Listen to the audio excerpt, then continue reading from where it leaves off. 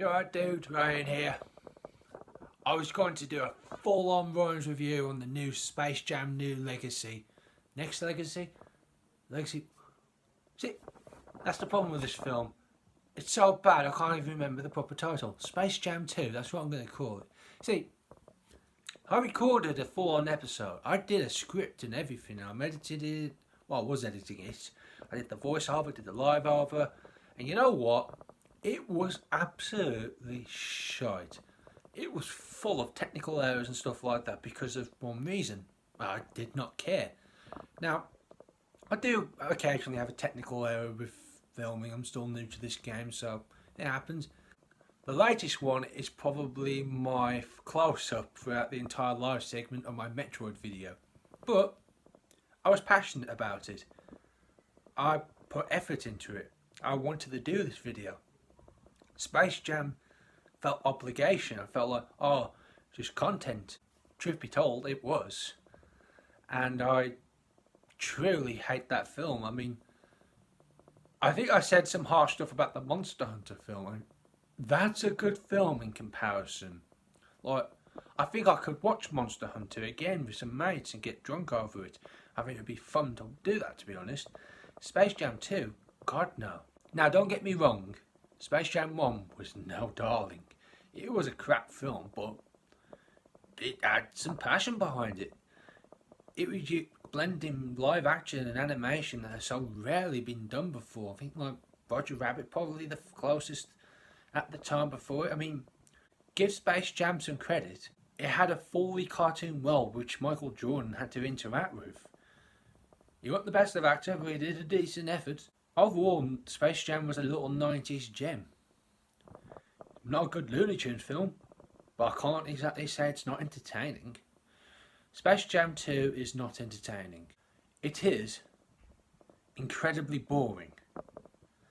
Which is a right crime because they got the goddamn Looney Tunes in it, but basically, half the film rips off Ready Player One, which is already a good sign, because that film is god awful as well. And I hate the book as well. I don't like the book. I'm one of the few that don't like it. I just never liked it, which is weird because I love retro games. So, yeah, that's quite surprising for me. Basically, LeBron falls out with his kid because, as a child, LeBron was told that video games were a waste of time. And to be fair, he was playing Bugs Bunny Crazy Castle on the Game Boy, which, look up the history of them games because they're far more fascinating than the actual film that they're nostalgia basing in. I'll tell you right now. Roger Rabbit and I think Mickey Mouse star in the Japanese versions of these games. That's just the tip of the iceberg when it comes to this sort of thing. Another thing is, he has to go into a serververse to fight a guy called Algorithm. Yeah, that name's awful. Played by Don Cheadle. Who, I'm not going to lie, that's the only good bit of the film is him. He's chewing this scene so hard. I think he was genuinely starving there. They must not have had food out for the cast. And LeBron gets sent to the Looney Tunes planet because they own planets now, these nostalgic properties. And it's only Bugs and Marvin the Martian there, so they have to go to the other world because the algorithm said they can get popular if they go to them. So they go to a few nostalgia-bait ones.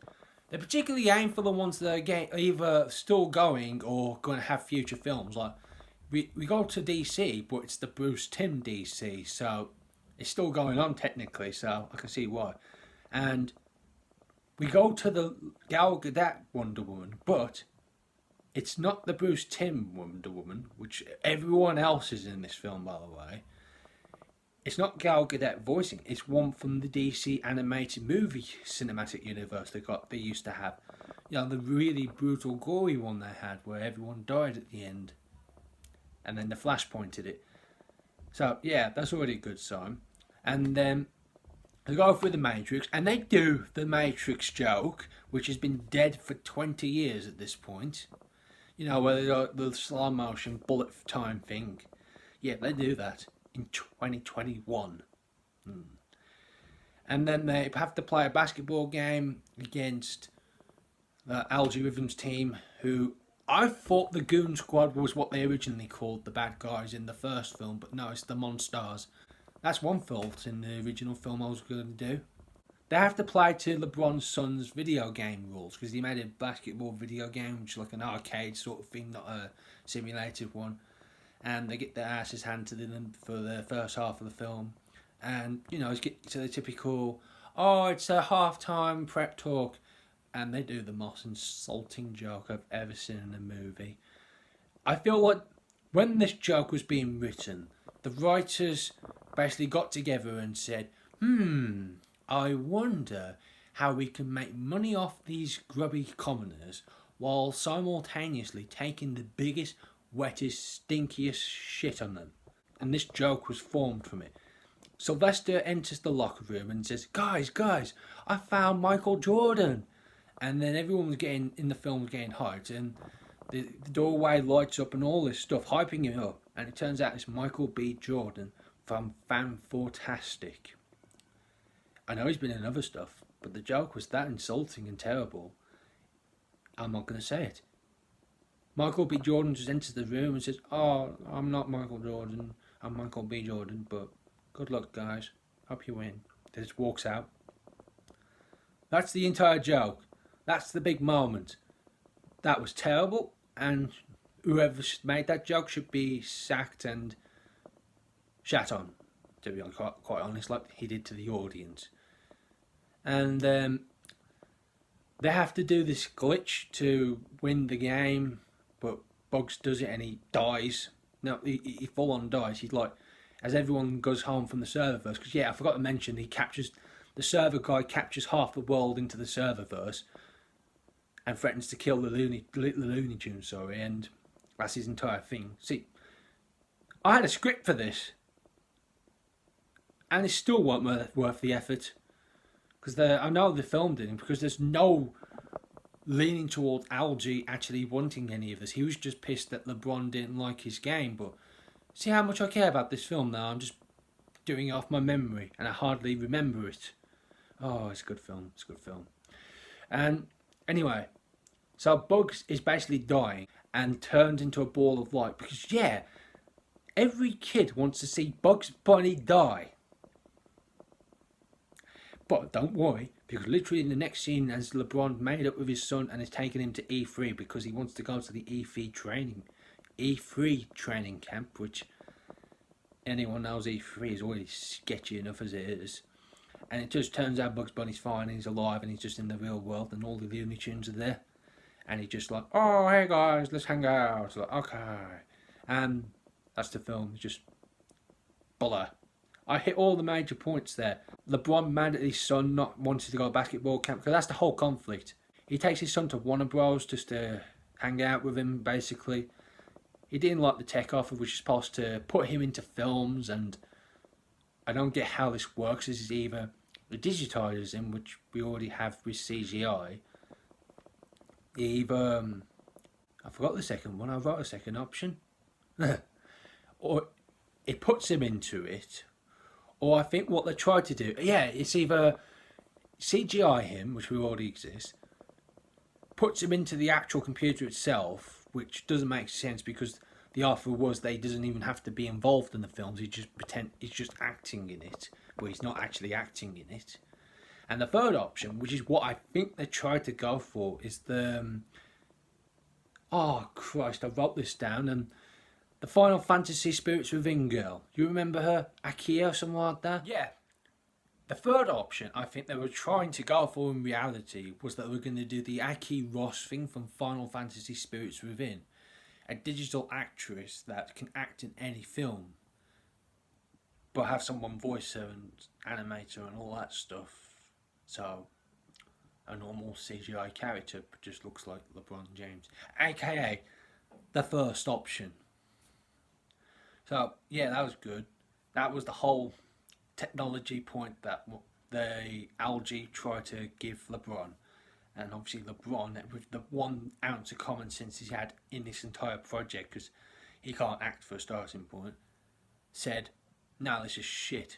And I wish he said that to the entire film, because it's that bad.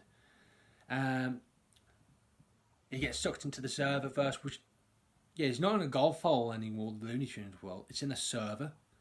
So, it's because this is canon to the first, because they acknowledge the first a lot, means these aren't the real Looney Tunes. They're just some random things that Warner Bros. Recreated.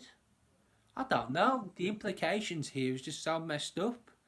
And I'm probably the only person who might even care or thought about it.